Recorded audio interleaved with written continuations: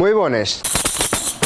Ya aprendimos los pasos de xota y ahora vamos a aprender a cómo poner los brazos para la xota y para la muñeira, para el baile en general, y vamos a adornar los pasos de xota con les castañueles, que son un instrumento tradicional que se tocaba igual que les panderetes o el panderu o les cuchares, y en este caso la castañuela lo que fai é decorar el baile. Y el toque básico de xota é este, que sigue la misma nomenclatura que la pandereta, que é dai manolín, dai manolín, dai manolín, dai manolín, dai manolín. Esto, como la pandereta, también se puede hacer ana come pan, pan. Ana come pan. Podemos decorar el baile con les castañueles.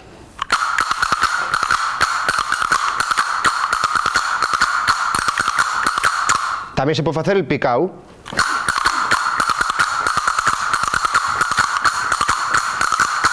O el paso correu.